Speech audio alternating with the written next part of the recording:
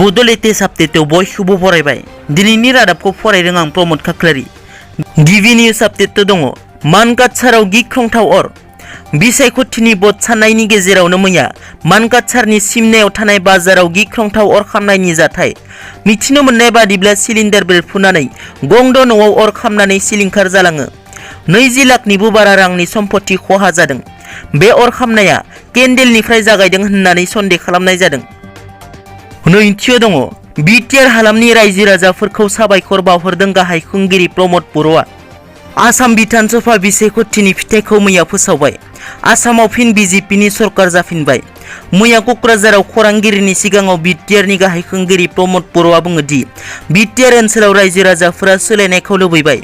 थांनाय गोलाव बोसोराव बिपिएफनि एमएलए मन्थ्रिफोरा बिटिसि ओनसोलनि रायजो राजाफोरनि जेंना जेंसिफोरखौ सुस्रांना होआखै, जायनि थाखाय दिनै बिथांमोनहा जेननो गोनां जादों होननानै बुंथियो।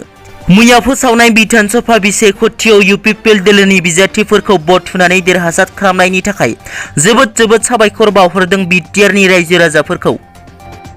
थामथियाव दङ। प्रमिला रानी ब्रह्मआ जारिमिन सुजुनानै गालांनो हाबाय।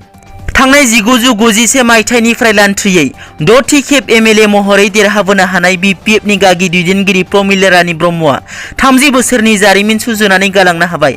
बर' हारिनि हारिमु, राजखान्थि, समाजखान्थि आरो जिरायना थानायनि सम जाबाय। प्रमिला रानी ब्रह्म बिथाङा हिन्जाव माहारि जानानैब्लाबो बानाय मोजोमनायखौ सान्दुं अखा नेवसिनानै मेंनाय गैयाजासे बर' हारियावबो सासे हिन्जाव माहारिनि राफोद राजखान्थि दैदेनगिरि दं होननानै आसामनि जारिमिनाव जायगा आवग्रिनो हासिगोन। ब्रैथियाव दङ।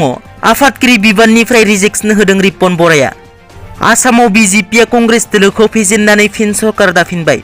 आसाम बिधान सभा बिसायख'थियाव कंग्रेस दोलोआ गाज्रियै जेननायनि थाखाय आसाम प्रदेश कंग्रेसनि आफादगिरि बिबाननिफ्राय रिजेक्सन होदों रिपन बराया।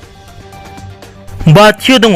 बिपिएफनि साथामबो मन्थ्रिया गाज्रियैनो जेनदों। मैया 2 मे खालार खालि आसाम बिधान सभा बिसायख'थिनि फिथाइ फोसावनाय जादों।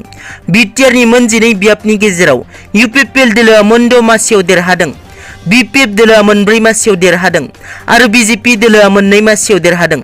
नाथाय मख'नो गोनांदि 2021 मायथाइनि बिधान सभा बिसायख'थियाव बिपिएफ दोलोनि साथामबो मन्थ्रिया गाज्रियैनो जेनदों। सानजा क'क्राझार बियाबनि बिजाथि प्रमिला रानी ब्रह्म, सिडली बियाबनि बिजाथि चन्दन ब्रह्म आरो उदालगुरि बियाबनि बिजाथि रिहन दैमारी बिथाङा।